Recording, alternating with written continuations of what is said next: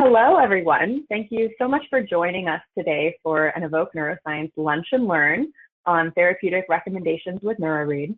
My name is Morgan Edmondson, and I'm the Medical Affairs Manager here at eVox.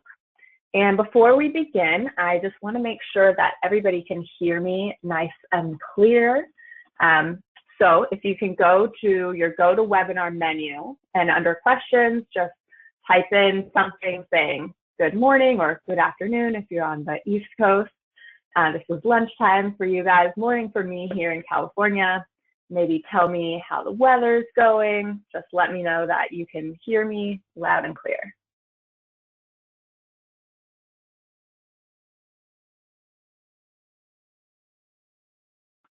Awesome. Okay, so you guys can hear me. We can get started. So as I mentioned, today we're going to be talking about therapeutic recommendations with Neuro Read. And Neuro Read is one of the reports that we offer with eVox assessments. And it's gone through some changes recently. So if you've been running eVox assessments regularly and you look at the Neuro Read report, you would notice that it's basically a brand new report as of about February. So you've had a couple months of running patients, and if you've been using the report, that's fantastic. You might get some tips and tricks from this presentation. And if you have no idea what I'm talking about, that's okay as well. We're going to go over the reports and make sure you're using it to its fullest potential, because this report is really the opportunity for you to learn about clinical correlations to the biomarkers we measure and report for you, and to kind of develop some diagnostic considerations and treatment intervention ideas. So with that said, let's review our learning objectives for today. First off, we are going to be strengthening your ability to interpret eVox assessment results. That's always our goal. And today we're going to be using the Neuro Read report to develop clinical considerations. So more specifically, at the end of this presentation, you should be able to discuss biomarker clinical correlations and use eVox assessment results to aid in diagnosis. And if you missed our announcement at the beginning of 2018, eVox is now FDA 510(k) cleared to aid in diagnosis. So you should really be, every time you look at these assessment results, thinking, how does this information help me diagnose this patient? And then, if it's depression, you know how to treat depression and go forward doing that. But yeah, so eVox, you should be always thinking, how can this aid in diagnosis? Now, the Neuro Read report can be really helpful to guide clinical intervention. So if it's something you're kind of stuck on, wow, this is an interesting biomarker, what type of medications can I prescribe to kind of correct this level that the patient is registering at? Neuro Read report is a great opportunity for you to learn about clinical intervention. And then we want you to be able to troubleshoot for yourself too. And Neuro Read has a clinician's manual that's available on their website, which is a really fantastic resource for you. If you have a quick question or you're confused about something, chances are the clinician's manual would be able to help. So before we dive in, I want to note that this is kind of a level 2 training. So I'm going to be talking about a lot of electrophysiology metrics. And if you're a little lost or unclear on what they are, that's okay. We have resources to review what the biomarkers are, but today's Lunch and Learn is going to assume you already know what I'm talking about. So neuropsychological screener, quick overview, that's the questions your patient answers on self-reported symptoms. Behavior metrics is our reaction time variance, omission errors, and commission errors on that go, no-go task with the response button. Heart health is just ECG metrics, so like heart rate and QRS duration, and then also our heart rate variability metrics, so SDNN, and then our spectrum of VLF, LF, and HF, which is just sympathetic versus parasympathetic dominance. Brain processing speed is, of course, our event-related potentials, and we measure 4 of them, P300A, P300B, visual and auditory. And then our last domain is EEG. We're talking about power, frequency, and brain region. So if you need a refresher on these biomarkers, we have some great videos set up for you. I can send you this presentation. The link is right here. They're interactive videos that kind of have questions throughout just to make sure that you're understanding the information. But today, if you are a little lost on the metrics I'm talking about, that's where you should go to kind of cover biomarkers 101. Okay, so assuming we know what the metrics mean, then of course we are presenting them in our eVox report. So the most basic one is the summary report. That's the one-page piece of paper that kind of summarizes the results, and it's a really great thing to share with your patients. That's what we recommend you give as a handout so they can take their results home. It goes with that trifold that you should have in your office that kind of explains what the metrics are in a layman's patient point of view. So the summary report is great for patients. Comprehensive report has the same information that the summary report does, but in more detail, and also includes a few things that isn't on the summary report. So memory subtypes is included here. ECG waveforms, so like the PQRS waveform and the heart rate variability waveform, like data snapshot is included. QRS duration, ERP waveform, so you can actually see the P300 peak and where the peak is, the power and latency. We give you raw EEG samples. We give you eyes open EEG data, whereas in the summary report, you're only seeing the eyes closed data. And then finally, Loretta results are included in the comprehensive report.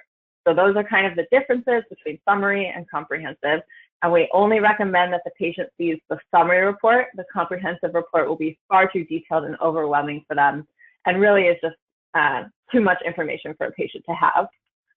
And then finally, the Neuro Read report, which is what we're going to be talking about today, which is clinical education for diagnostic and therapeutic decisions. So really quickly, a brief overview about Neuro Read. Neuro Read is actually a third-party company that's separate from eVox Neuroscience, and it consists of board-certified medical doctors and neuroscience experts. And the point of this company is to offer training and collegial consultation.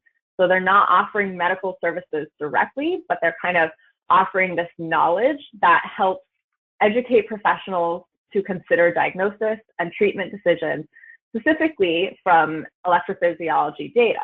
So this is a great pairing for eVox Neuroscience. That's why we're partners with them, because they can kind of educate our physicians on diagnosis and treatment decisions, because our eVox assessment results is just electrophysiology data that's kind of packaged in an easy to understand way.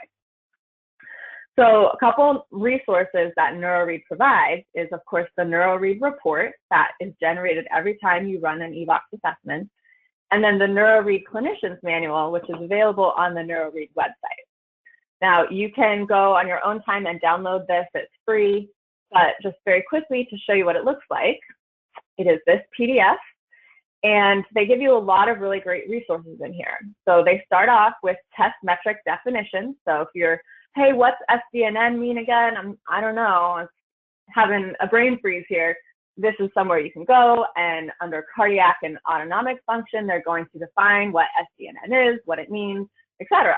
Then, if your patient has a poor SDNN score, you can go down to clinical correlations, and it's going to say, oh, it's correlated to XYZ, and give you a bunch of references that you can refer to read more and learn more about it. And then finally, it will give you interventions to this SDNN biomarker, things that can help correct the level for the patient and kind of improve that biomarker specifically. So really great resource, PDF, download it for free, keep it wherever is convenient, digital copy, or you can print it out. But this is a really great resource for you to troubleshoot something if you are a little lost on what a biomarker means or the significance that it has for your patient. This is a great first option to go to.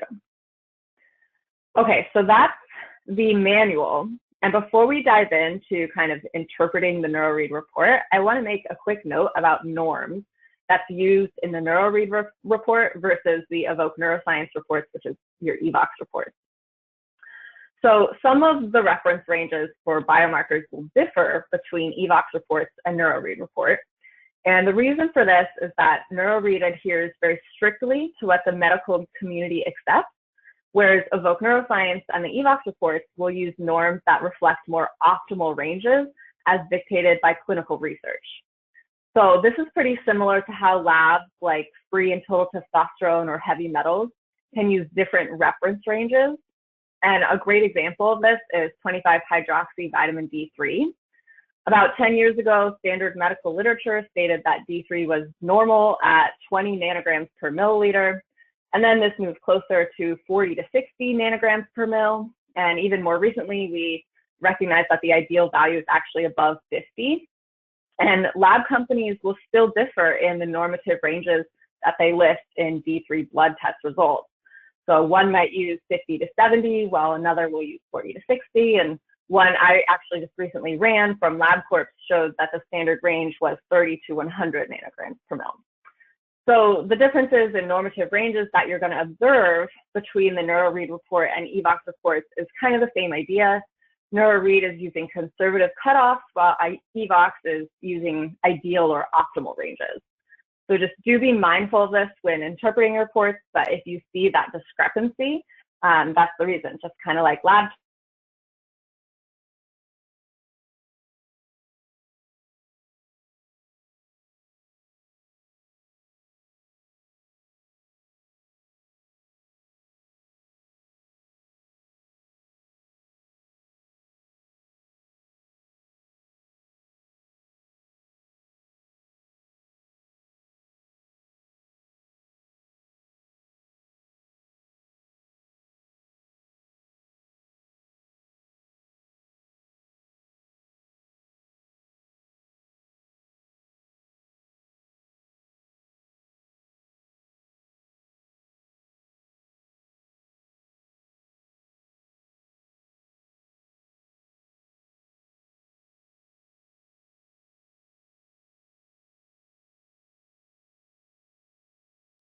This is how we present results on the eVox comprehensive report.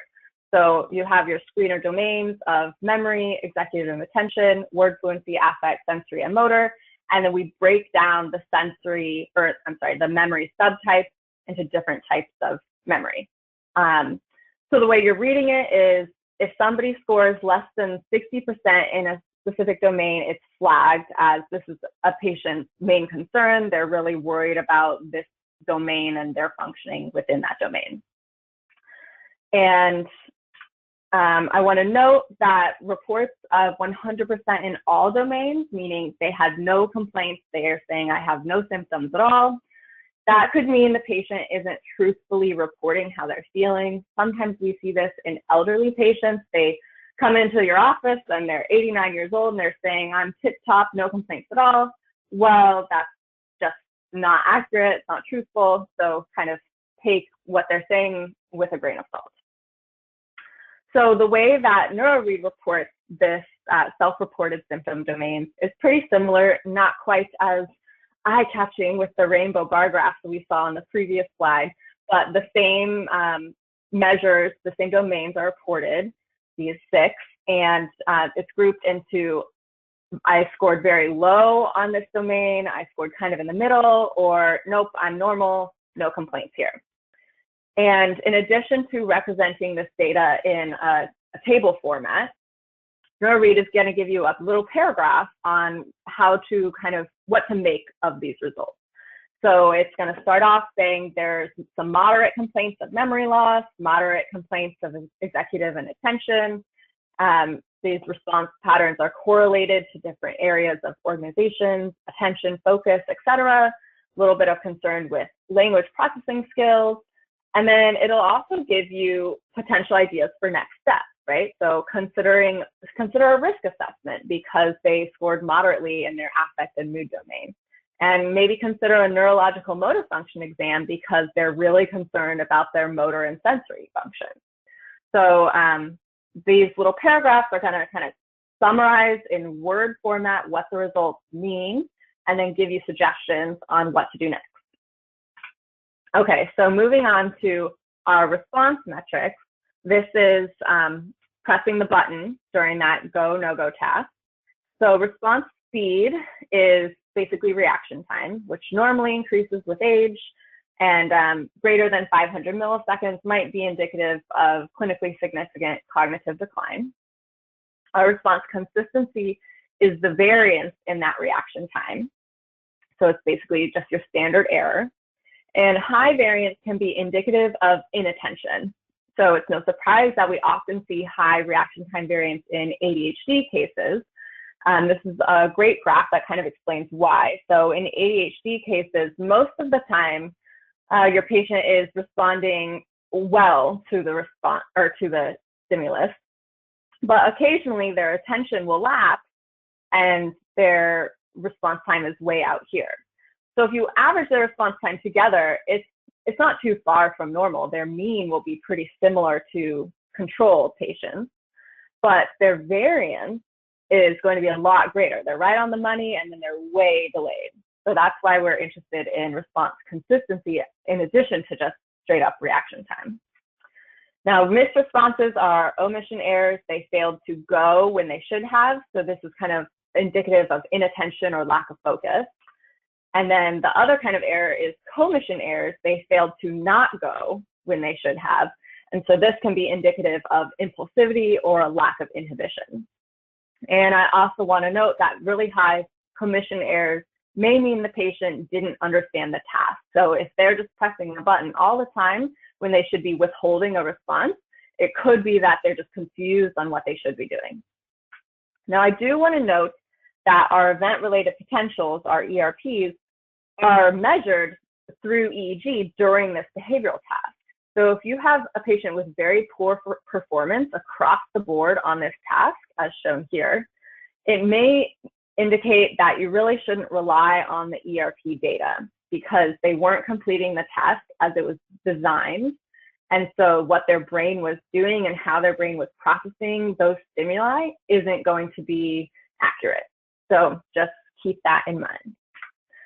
Now, our response metrics on the Neuro Read report, they are only going to report reaction time. So a little bit more limited information than you're going to get on the eVox reports. But we do see reaction time, and it's within this brain speed category. So when we talk about ERPs later, that's going to be within this same table. But it'll report reaction time, tell you if it was too low or too high or normal, and then kind of tell you that in this case, reaction time's delayed, could be an indicator of stress or fatigue or implicate a sensory processing disorder, and give you a little summary there. So now going to our heart metrics, the eVox comprehensive report is going to start off with reporting heart rate.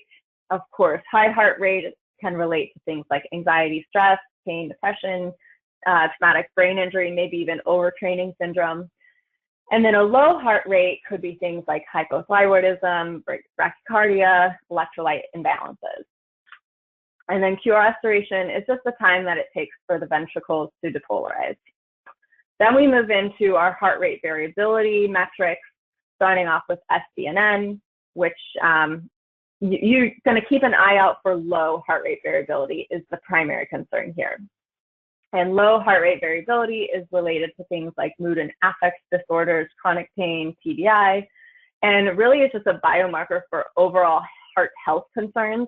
If there was one biomarker to rule them all with regard to heart health, this would kind of be the one.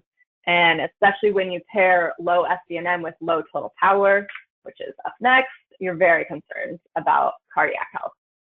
Now, total power is reflecting vagus nerve activity. So low total power can be related to things like mood and affect disorders and stress. And again, it's a great overall metric for your heart health. And then we break down total power into different frequency spectrums. So this is our very low frequency, and high frequency. And of course, we care about this because it gives us insight into sympathetic versus parasympathetic dominance. So sympathetic means your patient is stuck in fight-flight mode, they're over-aroused, and this we often see in cases of chronic pain, anxiety, hypertension, TBI. And then if you are on the other end of the spectrum, you're stuck in rest-digest mode. This is usually related to things like fatigue and overtraining. Now, keep in mind that medications often affect heart metrics. A great example is that cholinesterase inhibitors reduce HRV total power and they also reduce parasympathetic activity. So oftentimes you'll see a presentation similar to this. Parasympathetic activity is reduced, which means sympathetic activity is increased. So they're kind of fight-flight mode. Their SCNN and total power are depressed. Okay, so Neuro Read reports the same metrics, with exception of they don't report QRS duration. And they present it in table form and then give you a paragraph again. So they are noting here that there's low resting heart rate, could be due to medication side effects. So make a note of what medications your patient's on. And then they note that there's reduced HRV total power, and this could reflect risks, including ejection fraction. And they give you some ideas on how to correct that. So nutritional support like CoQ10 or L-arginine and heart rate variability biofeedback could be helpful to kind of enhance that cardiac health and get them back on the right track. They're also making note of this bimodal autonomic dominance. So that's the U-shaped pattern we've talked about before, where they are tired of being tired. They're tired of being stressed out. And that U-shaped pattern is correlated with adrenal fatigue, and it can be in some disease states like chronic stress and sleep disorders. So right here in this simple paragraph, you have kind of an interpretation of what the biomarker means for your patient and some ideas on how to move forward with treating the patient. Okay, so quickly summarizing our ERP data. Our P300 component of the ERP waveform in general is associated with attention, working memory, and executive function. And we report two different P300 components. First, P300A, remember A for attention. This ERP is elicited by the checkerboard stimulus. So if you've ever seen the eVox assessment performed, sometimes this checkerboard will pop up during the reaction time test. And when your patient sees this, we're measuring how their brain responds to this type of stimulus. And P300A is going to reflect frontal lobe function and attentional capacity. So your orienting response on, can I pay attention to this weird, surprising distraction? Now, P300B is our working memory or information processing ERP. It's elicited by the target stimulus. So this is what the patient is looking for. Every time I see this, I'm going to press a button, and reflects temporal parietal lobe function. And this one is really reflecting sustained attention and the ability of the brain to combine resources in order to accomplish an action. So some good real life examples of P300A and P300B in use that I like to give just to kind of help encapsulate what these really mean. So P300A, imagine that you're in a car in the middle of nowhere, driving on the freeway, listening to your music, enjoying the landscape, and suddenly a slight change in your engine rhythm noise attracts your attention. You're like, uh-oh, something wrong. So you stop the car, pop the hood, take a look, listen to the engine, and kind of investigate what's going on. So that's an example of P300A in action. Your brain constructs and maintains a model of the sensory environment, and then a sudden change in that environment occurs. The brain notices that change and attends to it. Now, P300B is more of our information processing working memory. And a good example for this is something you do every day in the kitchen cooking, need something from the pantry, your kid comes in crying and having a fit, got to attend to that. And then once that has resolved, you can go back to the pantry and remember what you still needed. So just two different types of attention and working memory. You need both in order to have optimal behavioral functioning and cognitive processing. But difficulty in P300A and P300B mean different things and can relate or result in different types of symptoms. And then very quickly, our N100 component of the ERP waveform is our visual and auditory stimuli. And so this is just reflecting our visual and auditory processing efficiency. Usually in cases of memory loss, sometimes you'll see a lack of auditory processing efficiency just due to old age. Hearing challenges can occur. But if you ever are treating athletes or people with potential traumatic brain injuries, oftentimes you will see auditory ERPs disrupted there as well. Okay, so interpreting your ERPs on the eVox report, the comprehensive report, is when you're going to see these types of ERP waveforms. Remember, you're always considering speed and power. You would like to see speed within the green bar and power as high up on the y-axis as possible. And for our P300 ERPs, you're looking for a mountain, a big mountain peak. Now, for our N100 ERPs, you're looking for a valley. And again, power, you're looking for now as far down on the y-axis as possible. So when you're looking at the comprehensive report, you're going to do a mental check of, did the algorithm detect a true peak? So is this red asterisk where it should be? In this case, it is, but sometimes the algorithm isn't perfect. And you want to make sure that it is also detecting the correct peak. And we've talked about indiscernible results before, but just a reminder that indiscernible results doesn't mean that there was no data collected. It means there's either not enough power for a peak to be detected, or there's a peak, but it's way too far outside of the normative window range that we look for it, so the algorithm didn't pick it up. Now remember that low power means a lack of neural recruitment in order to process this stimuli. And slow speed means delayed processing. So my brain is powering up properly, but it's just slow in doing so. Now, a quick note on ideal power. Notice that we don't have reference range for power anywhere here. And that's because the clinical research kind of gives us a moving target. And there's no one accepted value that, you know, if you're greater than this, you're golden. So it's kind of a rule of thumb here. For P300A and B, we'd like to see power greater than 10. And it's really best if P300A and B have similar power. And then for visual and auditory, if you have greater than 7, that's pretty good. And again, we'd like to see our visual and auditory power about the same. So I'll note we're going to talk about everything that's presented in the Neuro Read table at one time, which also includes peak alpha frequency and theta beta ratio. But before we get there, I will note that the Neuro Read report doesn't report power for any of these ERPs because, like I said, this is more of a rule of thumb. It's power is really important to measure for ERPs. There's lots of clinical research behind that, especially with regard to diagnosing dementia and Alzheimer's. We know that P300B power decreases, and that's like a really clear-cut biomarker, but there's no single value. So because there's no single value and Neuro Read uses pretty conservative reference ranges, they're just not going to report it at all. So for ERPs and Neuro Read, you're just talking about latency for these 4 ERPs. Okay, so peak alpha frequency. Remember, that's an overall measure of cognitive ability, and faster peak alpha means faster cognitive processing. Slower peak alpha means declining memory performance. So peak alpha, of course, within the alpha range, I'm looking at what frequency has the highest power. If I'm shifting down into slower frequencies, that generally means I'm concerned about cognitive decline. We recommend a cutoff of about 9 hertz as kind of throwing up a warning flag of, uh-oh, cognitive decline.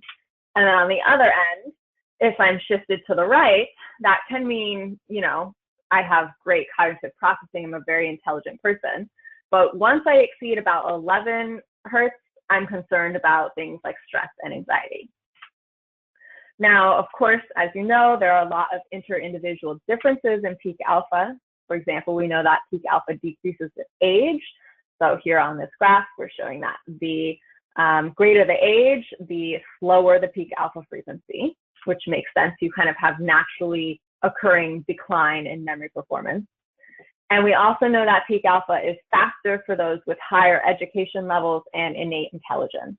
And that's true for groups of controls, here young adults, and also groups of Alzheimer's patients. So kind of no matter your disease state or lack thereof, if you have a higher education level and innate intelligence, you're going to have a slightly faster peak alpha frequency. So with that said, peak alpha is always a range. 9 to 10.5 is usually what we're aiming for. If you go too slow, you're worried about cognitive decline, and too fast, you're concerned with stress and anxiety. Okay, now theta beta ratio is the FDA approved measure for inattention. And it's just looking at the ratio of power in the theta band compared to power in the beta band. So you're looking at slow waves versus fast waves. And think of theta as being the brain kind of checked out, and beta as the brain being checked in. That kind of makes sense, right? Our slow waves is brain is in la la land, not really focusing on anything. And beta is I'm really concentrating hard. So it makes sense then that ADHD patients often present with a high theta beta ratio because they have more power dedicated to those brain checked out waves than brain checked in waves. And there are critical values for ADHD based on these power ratios, and those are there for you. The eVox reports and the Neuro Read reports correct these critical values, these normative values based on age automatically, so you don't have to worry about that. But if you notice, this normative value change between this patient and this patient, it's probably due to their age, or it is due to their age. Okay, so the Neuro Read report kind of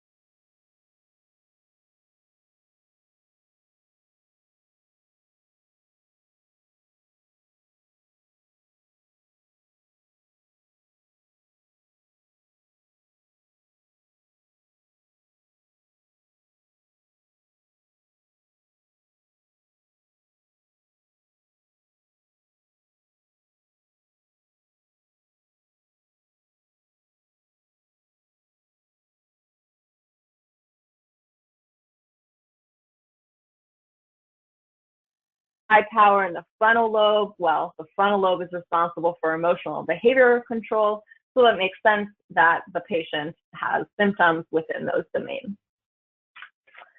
So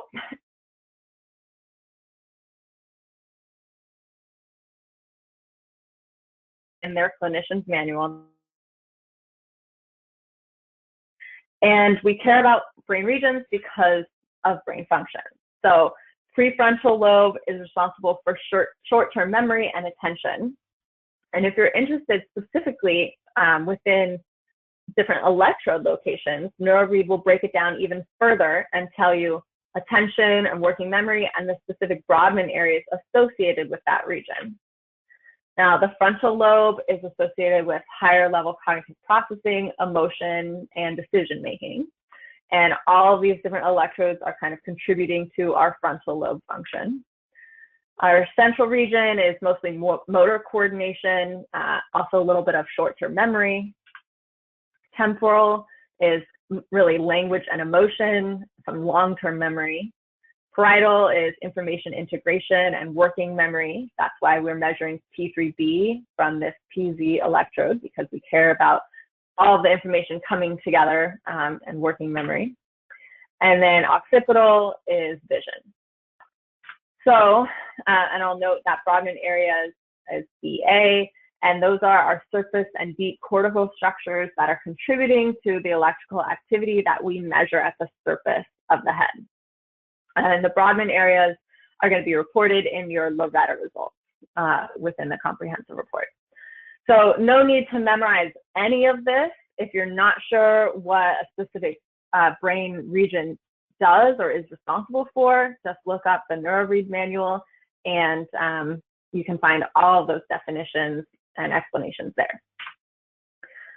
Okay, so a quick overview on how ideally we would like to get you to the point of being able to kind of look at these results on your own and think of them this way.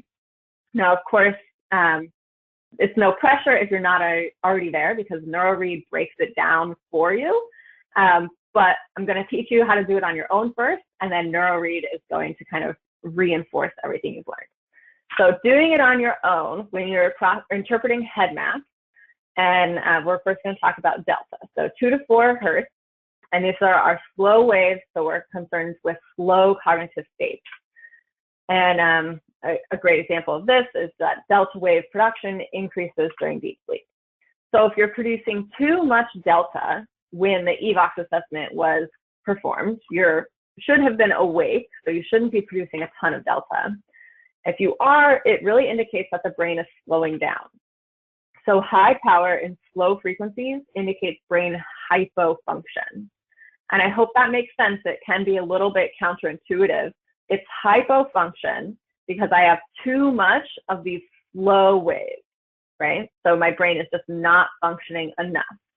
And it can be relegated to a specific brain area. So it could be frontal lobe hypofunction. In this case, I have high power everywhere in the head. So it's just an overall brain hypofunction. And when I see this, I'm really concerned with impaired cognitive processing. Chances are this patient has a lot of trouble with their memory, and this is one of our dementia biomarkers. Okay, so moving on to theta, which is our next frequency band, 4 to 8 hertz. Theta is still our slow wave, so still slow cognitive states. And remember that theta wave production increases when you're drowsy or daydreaming. So this is the brain checked out in la-la land. Now, if you're producing too much theta, you have slowed cognitive processing, right? Because these are slow waves. And especially if you have it in the frontal lobe, you are having trouble focusing. And this is kind of one of our ADHD classic biomarkers. Our brain is checked out. I'm stuck in la-la land. I have way too much of this daydreaming frequency going on. Now, conversely, if I'm producing too little theta, I have the opposite problem. My brain can't go into la-la land. I'm not producing those drowsy waves. Chances are I have trouble sleeping, and potentially I have insomnia. All right, moving on to alpha, which is 8 to 12 hertz. These are kind of our medium speed waves, our natural resting state, right in between slow and fast. And our brain is producing mostly alpha waves during a calm resting state. And mood disorders will often show up in alpha. So if I'm producing too much alpha, I might have trouble regulating my mood. I might have anger problems, quick changes in my mood. And specifically when I see it in the posterior region right here and in eyes closed conditions only, that can be a biomarker of PTSD. If you are totally lost on what I'm talking about, we have that PTSD webinar you can watch that talks about this. And then on the other end of the spectrum, if I'm producing too little alpha, and in the frontal lobe, as seen here, that can make me think about depression. So, that's a great example of too much alpha versus too little alpha has totally different meanings for means different symptoms, right? So totally different patient types. One end of the spectrum, like anxiety, PTSD, and on the other is depression, right? Okay, so finishing up with theta, our fast waves. So these are fast cognitive states. And the brain is going to produce beta when a patient is concentrating and really mentally engaged. So if you're producing too much beta, think that the brain is always on. It's a busy brain. It just can't turn itself off. It's always stuck in that concentrating, mentally engaged state. And when we see it in central regions, as shown here, you're going to start thinking, wow, this patient probably has anxiety. They're just go, go, go, can't turn their brain off. Now, if you're producing too little beta, this means the brain can't shift into a higher gear. The brain just can't get to the point of being able to concentrate and focus and kind of power up. So this is another case of brain hypofunction. I'm not producing enough of these fast cognitive states. So especially when we see brain hypofunction in delta, so high power in the slow waves, and then hypofunction in beta, low power in the fast waves, that's kind of our classic, this could be dementia type of a brain. We also sometimes will see global presentations of high or low power. Global just means you're seeing it in most of the frequencies. So this is an example of global high power. It means the brain is running hot. It's just on fire. So you're thinking things like cellular inflammation, abnormal cytokine levels, viral or even toxic encephalography. And correlations can be things like anxiety, brain injury, inflammation, fatigue, or chronic pain. And then low power is on the opposite end of the spectrum. So the brain is just sluggish and lacking energy. And I mean lacking energy literally sometimes. I'm concerned about mitochondrial dysfunction, low ATP, hormone imbalances, and even things like low gray matter volume. So correlations could be like affect disorders, depression, chronic fatigue, cognitive impairment, or even dementia in the case of this low gray matter volume. Okay, so this is an example of head maps that you could see in an eVox report, right? It's using our color coding schemes. And in theory, if we've processed the information we just went over, we would be able to interpret this on our own, right? You would say, well, I'm seeing a lot of frontal and parietal hypofunction, right? I'm seeing red in these slow waves. Probably this patient is experiencing trouble sustaining attention because I'm seeing kind of too much of this la-la land frequency. Probably concerned with affect and mood changes because I have low power in alpha here, so maybe symptoms of depression. And definitely concerned with diminished memory capacity. Look at all of this low power in these beta range, these fast frequencies. So right now, I'm pretty concerned with dementia. But if you're not to that level yet, and you are overwhelmed by trying to process this type of a report, Neuro Read does a really great job of breaking it down for you. And so we're going to kind of go through how these head maps relate to the Neuro Read report. So first, starting off with our theta band. So we're talking about this kind of 4 to 7 hertz, and they're going to summarize it in table format, break down our frontal, central, parietal, and temporal regions, and then tell you if they had too high of power there or too low of power within this theta band. And then they're going to give you little paragraphs on what it all means. So excess frontal theta means high power in frontal theta. And we see that. High power is red in the frontal region in the theta band. Makes sense. Well, that's correlated with the lack of dopamine within the frontal lobe, can be associated with inattention, general hypofunction, right? We talked about hypofunction. And then look, we also see it parietal excess, delta and theta.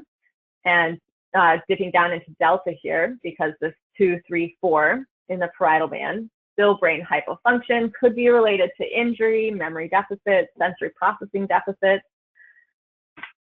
And then we also are seeing it in the temporal lobe too. So temporal theta excess, high power. Excess just means high power. And that could implicate the auditory cortex.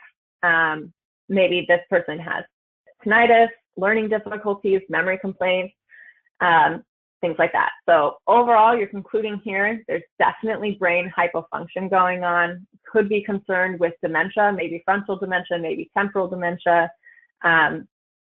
but this patient definitely has memory concerns and brain hypofunction. Okay, so let's move on to our our alpha band. And here, we're mapping what's going on here to our table. And it looks like they're going to report excess frontal alpha 1. So the 7 to 10 frontal range, excess. Look, I see that. Red, high power in the frontal lobe. And this is suggesting an idling state of the frontal cortex. So maybe you're concerned with chronic fatigue. It can give the sensation of calm or fatigue. So that's kind of our la-la land. Brain is off, totally checked out. And again, it's frontal hypofunction, seen maybe with depression. So maybe we're concerned about that. And again, we're seeing it kind of throughout the brain, not just within the frontal lobe. So we're worried about hypofunction and various different disease states that can be correlated with hypofunction. So next up, we're going to talk about this alpha asymmetry, which is kind of the only somewhat experimental biomarker that Neuro Read is reporting. And it's basically just reflecting a bilateral imbalance. And it's really useful in typically depression cases. So in this case, they're reporting that there is an alpha asymmetry present within the alpha band. So we're worried about some types of depression and maybe some suggestions on how to treat that. So SSRIs, RTMS, etc. So within the beta band, we're first going to look at beta 1, so kind of our first half of the beta band. And it looks like there's some low power in the back of the head. And sure enough, parietal power within this first half of the beta band they're reporting as low. So parietal low power, beta 1 frequency band, hypofunction, sensory problems, and memory function problems. Very consistent story. And it progresses through to beta 2 as well. So low beta 2, reflecting diminished memory and sensory processing capacity. So overall, this Neuro Read report, if you had no idea how to interpret the head maps on your own, if you read this Neuro Read report, you're getting a pretty comprehensive picture of this person certainly has brain hypofunction, which is kind of our classic dementia biomarker. They also probably are having trouble concentrating. They probably have symptoms of depression, mood and affect changes that kind of go along with that impaired memory processing ability. So putting it all together, remember that eVox is cleared to aid in diagnosis, and all of these reports are designed to help you aid in diagnosis.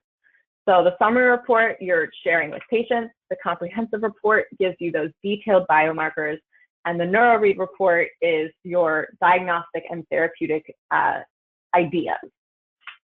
And then you can always troubleshoot using the Neuro Read Clinician's Manual available on the Neuro Read website. Now, a quick knowledge check just to try and get you to the point of interpreting these reports on your own. Let's see if we can match these different brain snapshots to the kind of symptoms that are associated with them. So if we see high excess delta or high power in delta, remember deltas are slow waves, so we're concerned with cognitive slowing, right? Brain hypofunction and maybe dementia. And what about excess frontal theta? Remember, theta are 6 to 8 hertz frequency band. So that's kind of our checked out, brain is in la-la land. So if I have too much of that, I have trouble focusing. So that's our daydreaming ADHD type symptoms. And then if I have a deficit in frontal alpha, remember alpha is kind of our mood frequency band. So I'm concerned with mood and affect changes and potentially depression. And then what report is providing clinical considerations and therapeutic recommendations? Of course, the Neuro Read report. And where can you go to look up definitions, correlations, and intervention ideas? Of course, neuroread.net to get the clinician's manual. So with that, we've reached the end of our presentation. Thanks so much for joining. I apologize for the interruption in audio about halfway through. If you do have any questions, shoot them my way. But I hope that you are now more comfortable using the Neuro Read report to kind of help develop diagnostic ideas and intervention ideas. That's our goal. That's what it's there for. And have a great rest of your day.